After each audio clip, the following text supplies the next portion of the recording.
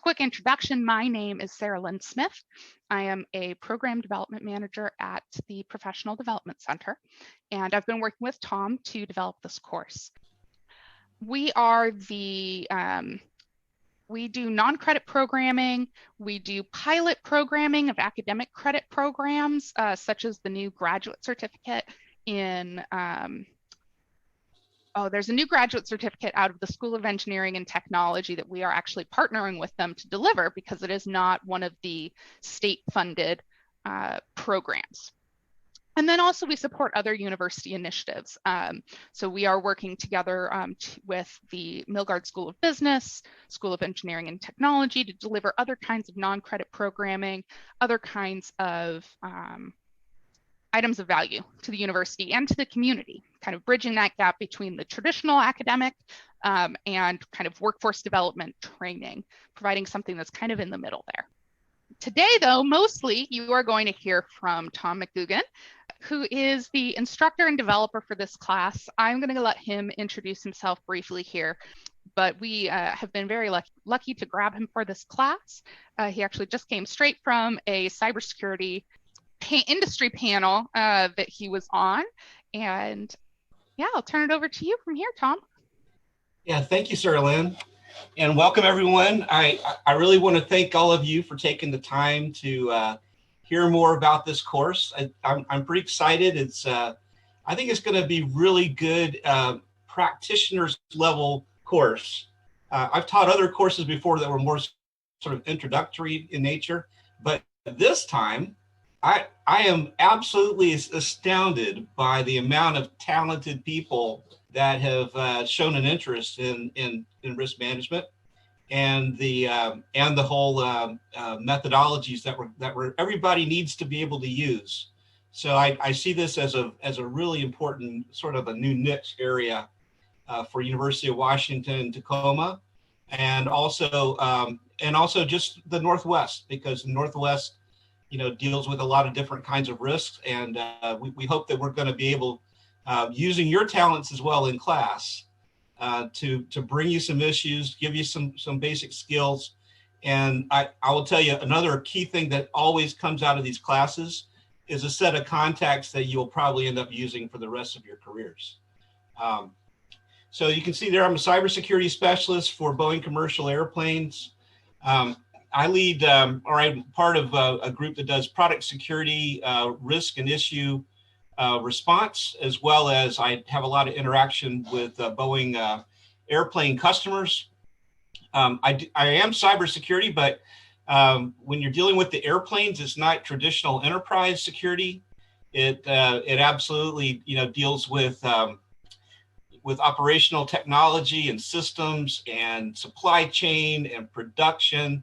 And so it's a fascinating job that I really enjoy, but it's also something that nobody has solved. And when it comes to eliminating all risk from commercial airplanes, processes, as well as production. I'm also in the cybersecurity working group of the Department of Homeland Security's critical manufacturing sector. I co-chair that working group. And I've been very fortunate to be selected to be an industry advisor as well from Boeing to the University of Washington, Tacoma. I'm currently teaching another class now with the Masters in Cybersecurity Leadership Program, which is a cybersecurity project management course.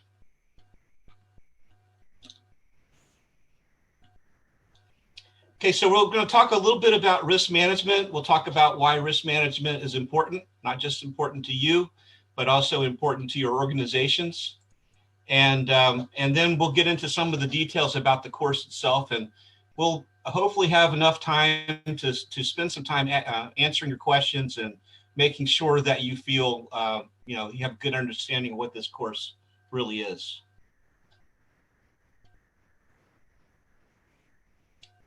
Okay, so risk happens, and many classes I've used the Deepwater horizon as an example of sometimes the worst thing really does happen, and you have to be prepared for a scale of things that run from high likelihood and hopefully low consequence to high consequence in this case, relatively low likelihood, but something that you have to account for in your risk management plans. And you can see with my cyber background that when I'm looking at this, I'm thinking about, well, where's all the data that's being stored on this platform, and is there any critical financial data that might be on that platform if somebody got their hands on it? So it's you got to think in many different layers when it comes to where the risks actually present themselves. Clearly, the fire and the spill are the number one things, but there's other aspects as well. So with that, I wanted to bring up a couple of other examples. So this is the Target breach that occurred in 2014. They went in through a supplier. You see Fazio Mechanical in Pittsburgh. They were essentially a HVAC or air conditioning and basically air filtration system vendor that was supporting Target with some refrigeration. And what happened was the hackers were able to get in through this HVAC company and actually access all of Target practically financial data, including customer accounts and payment cards and a lot of other information. The result, as you can see there, was that it did cause a loss in shareholder value. That means that it had to be reported as well to the Security Exchange Commission as a loss. And then the chief financial officer got grilled in the Senate hearing, and by May, the CEO of the company had to step down. Now, we want to hopefully learn from these kind of risks, but here's the rest of the story. 6 months later, Home Depot had essentially the same attack occur. This time, they were able to get into the point of sale customer payment devices, and that's where they extracted all the financial data. So they went into essentially where you scan and you put in your Home Depot card, and they were able to extract essentially a lot of the same information, also through a second or third party vendor in the supply chain. So what we really want to do with risk management is learn from others and learn from previous mistakes and basically develop risk management and mitigation strategies based upon those best practices. Okay, so what is a risk? Well, everybody has an opinion about what it actually is. I really like this quote from Theodore Roosevelt, who, by the way, I think many of you know, he was severely ill with polio as a child and rose up from that vulnerability to fighting in the U.S. Army and also going on African safaris. And basically everything that he did through his whole life was try to control the risks that were around him and still become a successful person in life. The most interesting thing to me about him is that he actually was struck by an assassin's bullet and stayed and completed his speech before he actually went to the hospital. So the assassin was unsuccessful, but he continued his speech until he was actually done with that. So interesting story, but we're not asking you to take any bullets, but we will, be dealing with risk. Okay, here's another guy you might have seen before. This is Mark Zuckerberg, and he says the biggest risk is not taking a risk. In a world that is changing really quickly, we got to have strategies around dealing with all kinds of different risks and making sure that you're accounting for it and still taking them in your strategy. So we'll be talking about that a lot in class. Okay, risk definition in terms, it's an undesirable effect that could cause uncertainty for your business objectives. That's as a noun, but as a verb, it's to put something in a state where it may encounter undesirable effects and also cause some issues in terms of uncertainty. Risk management system or framework, that's basically a methodology that you use to address the risk, and also possibly a reward as well. If you do it right, you may get a benefit. And then the risk management process allows you to establish the context for what you're managing, communicate with stakeholders about risk, and in the class we will be having both class stakeholders and probably some other industry people that will come in and play the role of stakeholders as you're going through the risk management scenarios that we're going to have. This doesn't look too threatening, but imagine if you were the company that was trying to rent boats or to allow dock access, and this happens. So, how do you also have a management process where you can survive periods of which risk actually happen, and you've accounted for that in your methodology? Okay, here are some types of risks that we're going to talk about in class. There's schedule risk. I've got to get to market very, very quickly. If I do that, have I caused other issues? How do I communicate the schedule with the customer and suppliers? Are there risks and costs? Are there unreasonable budgets? Or is there something that I'm just not willing to pay for? You can have requirements risks. You can have quality risk. If you look at the Bob Evans picture there, you see wholesome beak fests, not exactly the highest quality way that you want to put yourself out there in quality. And then down below, you can see essentially operational risk. And my wife and I used to live in Nebraska, and the poor car dealers, about once a year or so, something like this would happen. And they would end up having to go back and repair their entire fleets that they had out if a hailstorm actually went through. So the approach that we're going to utilize is to work our way through identifying, characterizing, and assessing the threats, not just like cybersecurity threats, but all hazards of risk that could actually happen and threaten your operations and business. We then want to look at the vulnerability of critical assets. What's the most important thing that we're doing? What's the most important part of the business that has to be protected? What happens if we lose our brand and reputation because we're not doing what we're supposed to do? So all that figures into vulnerability. And then we then need to determine the risk and determine the consequences of what could happen, and then identify some ways to reduce those risks. From that, we would then prioritize and possibly budget for some risk reduction measures. Okay, so you're going to find out that there's many risk management assessment methods. And what I typically recommend, and we'll talk about it on another slide, is we're probably going to end up with some hybrids, where you're taking the best practices and qualities of one method that might be really good for senior leaders to understand, but still having the ability to get down deep with very specific quantitative measures that could help you make business decisions down at other levels. So there's different ways of approaching this. We're going to work our way through the different ones that are out there. And you might end up taking a method back to your organization that will work very well for you and your organization. This is just a smattering of some of the major risk management methodologies that are out there.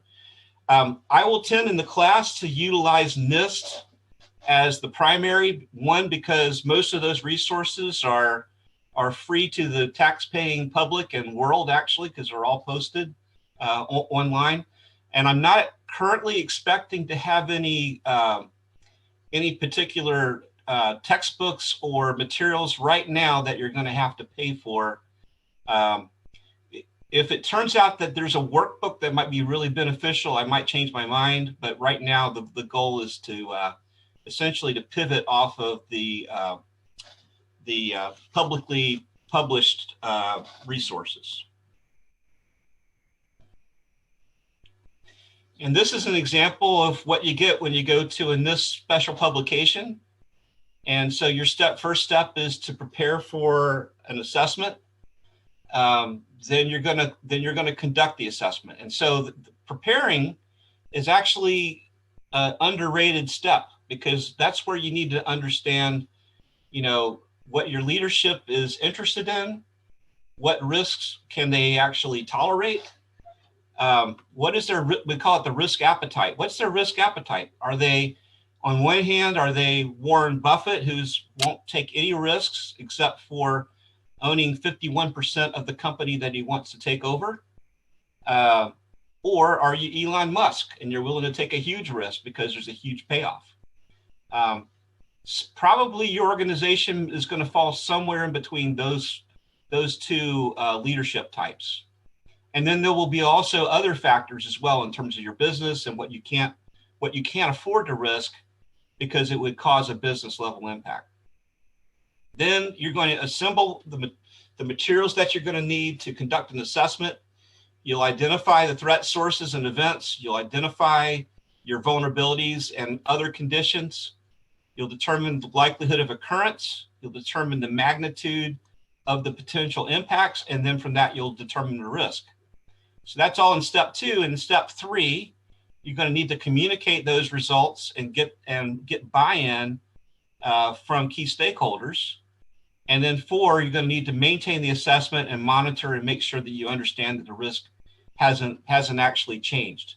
So we'll be working our way through this process with some real practical examples. And that's why I'm really excited that they're calling this practical risk management.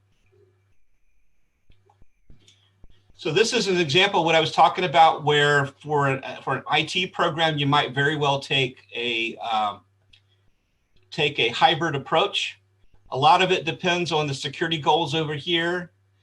And then one thing that we always say, and in my Boeing job, we're always dealing with like use case studies and tabletop exercises, but every solution will be comprised of essentially 3 things: technology, policies, practice, procedures, and people. And no solution is out there that doesn't involve those 3 things.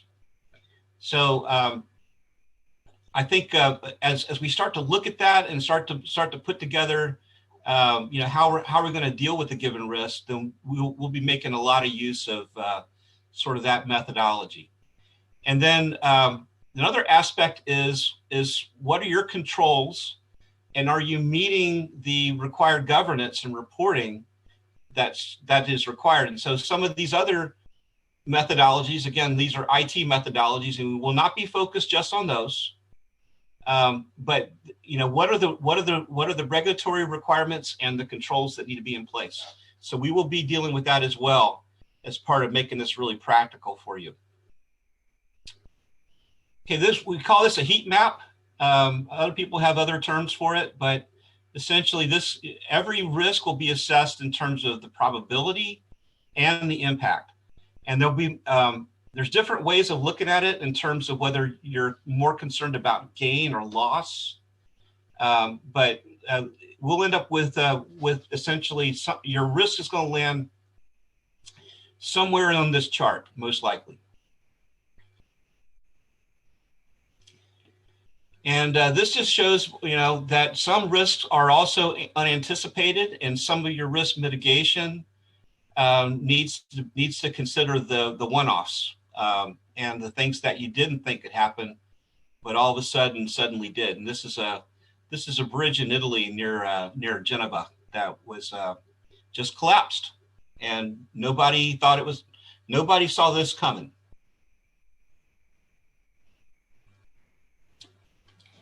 Okay, so within the supply chain, and all industries have supply chains. We'll be spending a fair amount of time working our way through supply chain security concerns and risks. And this is just sort of more of an IT example, but inventory theft, cloud access, mismanagement, Smuggling or insider activities will be a constant concern with supply chain partners that may be conducting activities on site. They may be trying to steal your ideas and steal your property and steal your what you want to do next year from you. And so you have to also manage interactions with suppliers as part of your risk management strategy.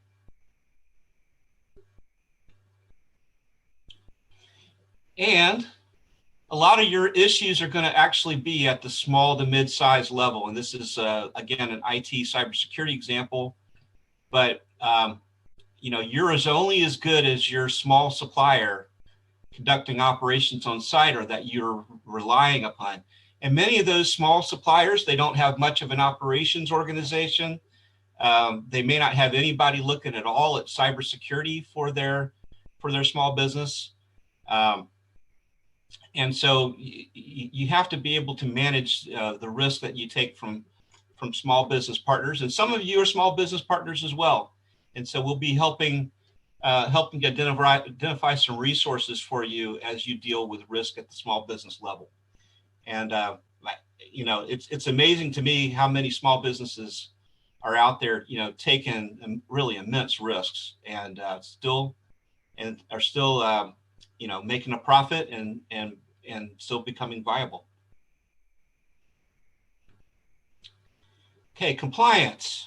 This is another big area that we'll be talking about in class. A lot of the industry terms are around what they call governance, risk, and compliance. But compliance is going to matter because ultimately, whether it's your financial books or if it is that you fall under some government organization. I saw actually a large number of the prospective students, or many of you work in government. So I'm sure you live this every day when it comes to making sure that you're meeting the regulations and addressing what has to be complied with. So we'll be dealing with that as well in class. And I'll just show you a couple of examples here as well of compliance. So this one's a big one right now that is impacting a lot of government, and it deals with what they call controlled unclassified information. And while the Department of Defense is sort of leading the charge here with a new regulation to make sure that industry partners and government itself is protecting this information. A lot of the other parts of government right now are realizing that they have information like this that has to be protected also. And so we'll be talking about that. And it's also, what are the minimum requirements for DoD contracts? And that's another, not only regulatory compliance, but meeting the requirements of the statement of work itself is also an area for risk management. And I don't know if you guys have seen this before, but it turns out with the Security and Exchange Commission that if you had a cybersecurity risk and it was serious enough to cause an impact to your shareholder value, you actually have to report it to the Security and Exchange Commission, and that gets reported publicly in what they call the 10K, which is the yearly, or the 10Q quarterly reports.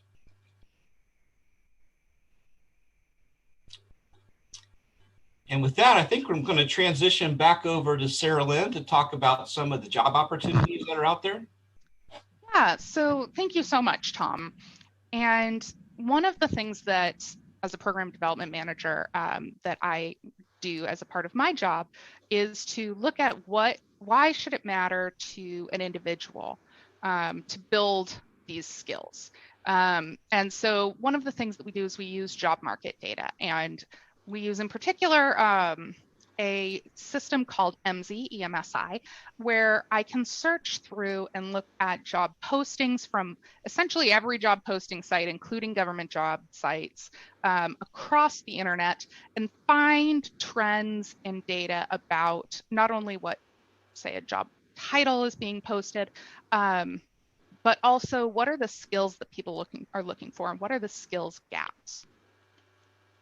So when I did this research, I found that there have been approximately 40,000 job postings since 2016, so about an average of 10,000 per year in the state of Washington, not counting specific cybersecurity, instances of job postings that are looking for risk management or risk management related skills. So risk management, risk analysis, planning, all of those sorts of skills.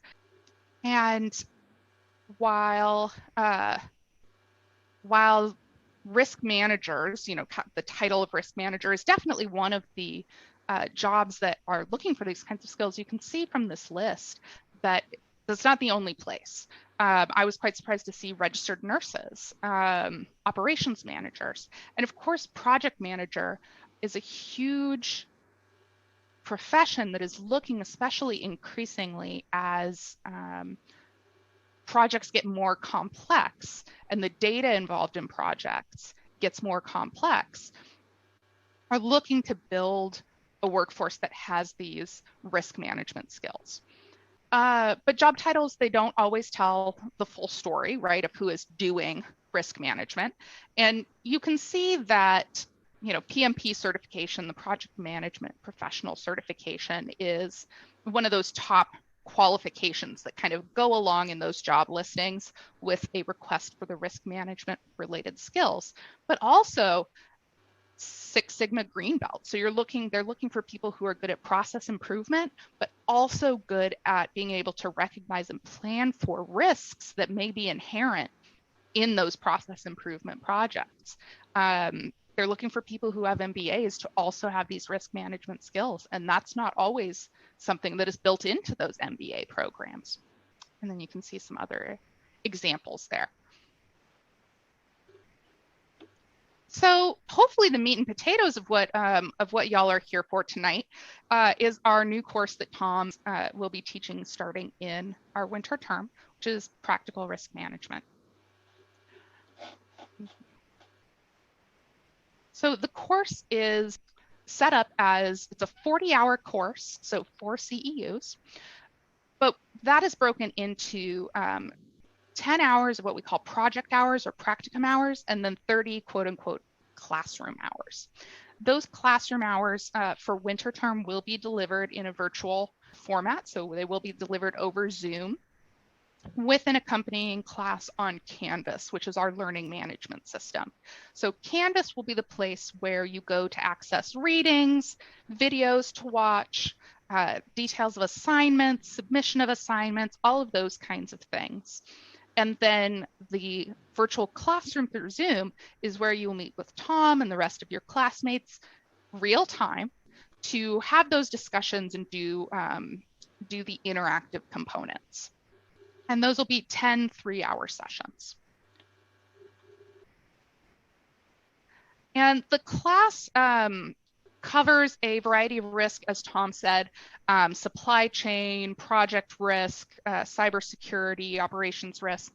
The component of risk that some folks are interested in that we will not be covered in this course is financial risk. So if you're interested more in the insurance side of things or like stock risks, those kinds of things, that's not really the type of risk that we're talking about in this course.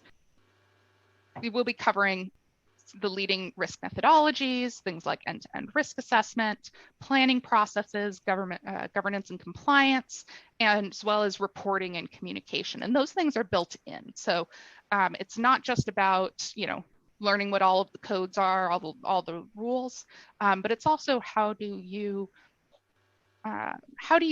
communicate what it is that you've assessed and have learned and what your recommendations are back to those key stakeholders.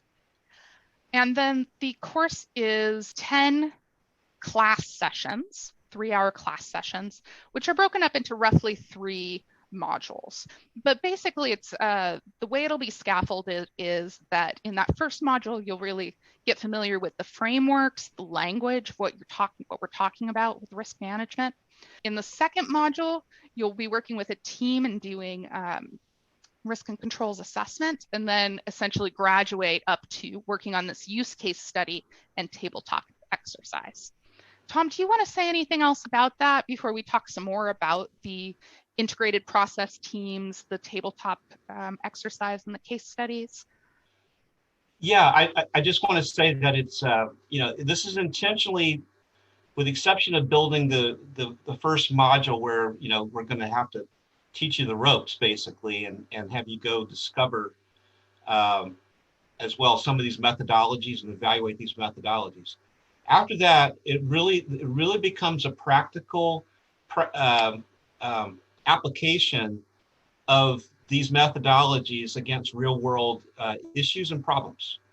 And there's an expectation that you will have to learn about maybe an industry that you've never learned about before, and go and find out what the impacts might be to that particular business. I guess I'll just use an example that one of the case studies I've used in the past focused on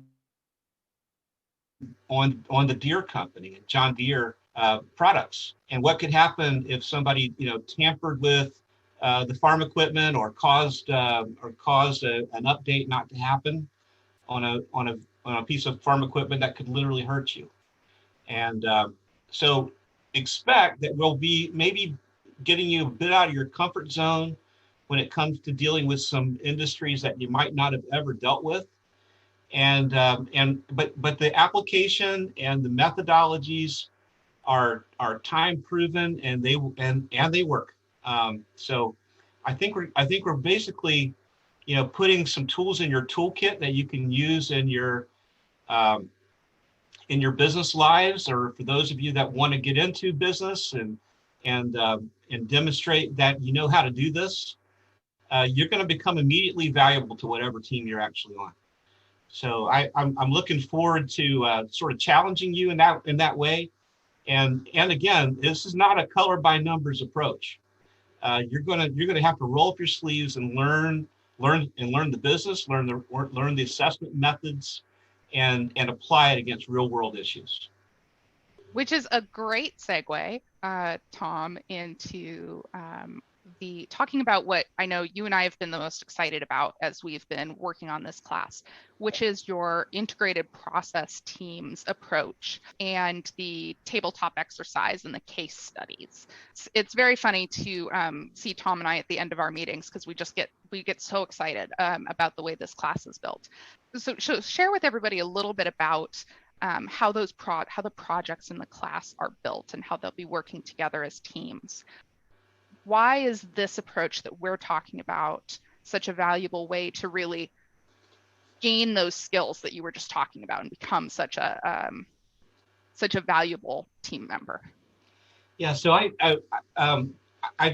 my basis from an education standpoint was that when I taught Army Command and General Staff College for 7 years in the Army Reserves. And I actually had to learn from being a lecture-focused instructor to integrating into adult learning and what they call experiential learning. And the reason why this course was developed around those principles is because that's how adults actually learn. You might pass your certificate by memorizing everything and checking the block, but you will not actually be able to fully apply those methodologies until you roll up your sleeves and you learn in an applied approach.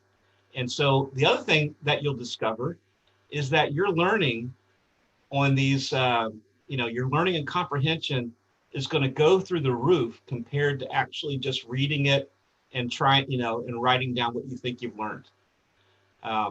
So in my opinion, this course will create a more enduring professional and maybe a more enduring professional outlook for all of you guys.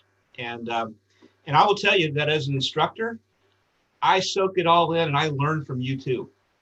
So I'm really looking forward to getting your ideas out on the table There's many different ways to actually approach the problem. No one way is particularly right. No one way is particularly wrong. And bringing your experiences into class is going to really benefit all of us. Great. Tom, I did want to ask you just a little bit more specifically about the tabletop exercise. You mentioned that's something that you do at Boeing, is that right? Yes. Yeah. So can you tell folks a little bit about what that tabletop, what do you mean when you say tabletop exercise? Because that's the final project in this class, right? Yes, and we're going to be virtual, so we won't actually have a tabletop, although all of you probably will be somewhere. But that methodology, it basically puts teams not really against each other, but working with each other, so that they are challenging your thoughts on one side. So we talk about a blue team and a red team. A blue team would be people that are working in their current roles or playing a current role that we would assign, for the exercise. But the red team is going to try to bring new risk and bring new thoughts that you probably never thought of, new scenarios you might not have thought about forward, so that you can deal with them as a representative team. And the learning from that and the ability to collect recommendations and lessons learned, again, very, very valuable process. So that's why we wanted to make sure that we use the tabletop method, not necessarily on a tabletop, to drive to that kind of understanding and to work our way through the risk management and mitigation process. Great, thanks.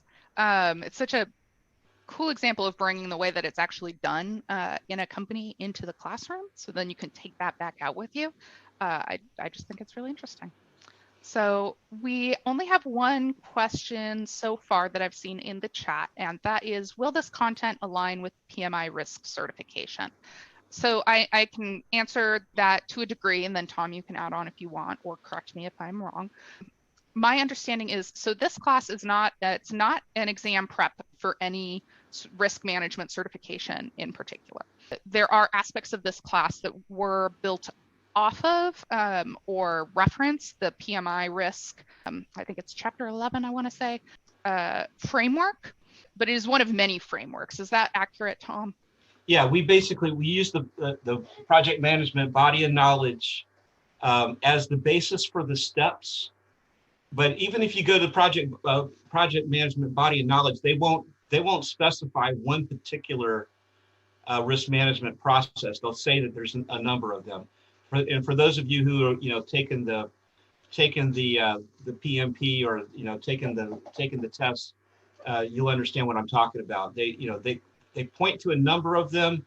We will also point to a number of them, but it's the methodology and the process that's going to matter for this particular course. Great. So the second question that I see there, which is great, and I realized I did not put it on the slide and I should have, the price, the tuition for the class. The early bird price, which is at least 2 weeks before class starts, is $1,899. And then the standard price is $19.99. And that aligns with I think it's our Lean Six Sigma Green Belt. So lines with some of those other 40-hour classes that we have, 40 contact hour classes. And then there is a registration fee, but as Tom, it's small, it's about $50. And as Tom mentioned, there are no, at this time, there are no textbooks required for the class. All of the materials will be contained within the learning management system. Another person has a question in the private chat of whether the class hours are supported by PMI as PDUs.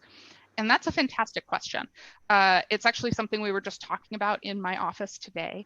We are working on re-entering our courses, I believe, into PMI's system because they just changed things over. It is something you can definitely submit for approval from them to receive your PDUs. And I am working on getting us officially approved to have PDUs for this class. So once we have those, I'll post that on the website.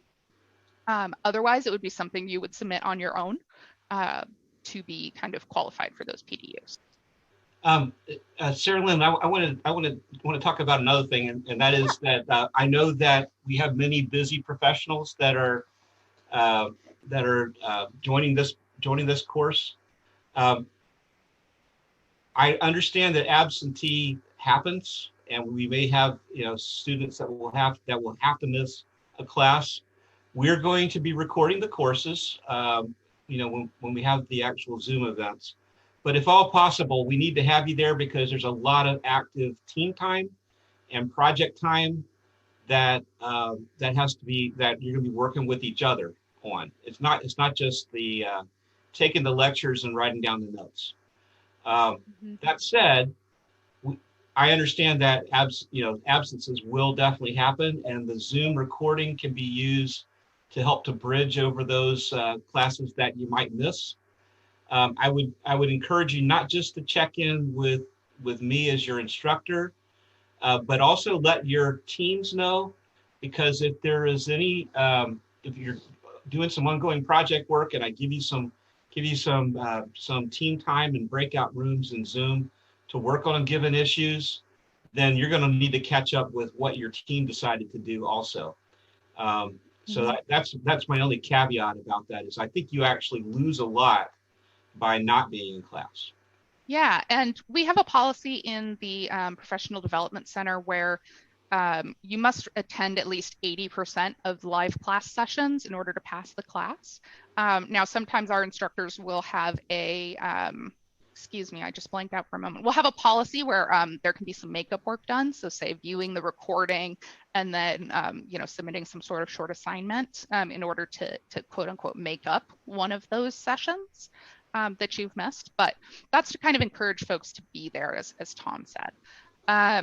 Now, to the question, as it's phrased in the chat, will this be 10 straight weeks? That's actually something, it's funny that you mention it because it's something that Tom and I have been talking about of whether we want to provide a little bit of a break, just a very short break. So say like have a week off, say 3 class sessions a week off to provide a little bit more space for that teamwork.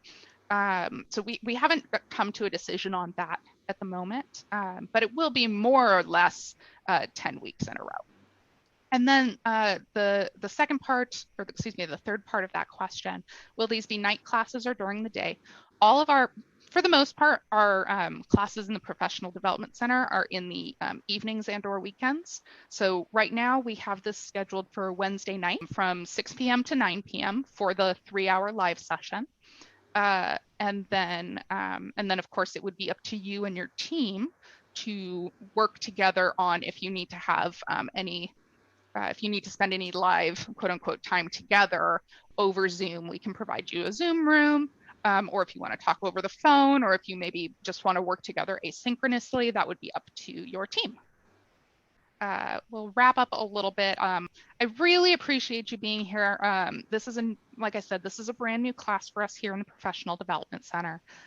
We're very lucky to have Tom working on it, and we are very excited to share it with you. I hope that you were able to learn something new today, whether about our particular class or about risk management in general and how it could improve your work and your work life. If you do have any questions about the course, about the methods for registration or anything like that, the schedule, you can feel free to reach out to me directly. We will send out the recording of this information session, hopefully by the end of the week as well. So if you wanted to share that with anyone else or wanted to go back and review any of the information, you will be able to. With that, unless there are any other questions, Tom and I will hang around for a couple of minutes here in case there are any other questions. But otherwise, thank you again so much for joining us. Tom, thank you so much for giving us your time tonight to talk about this class that we are both so excited about.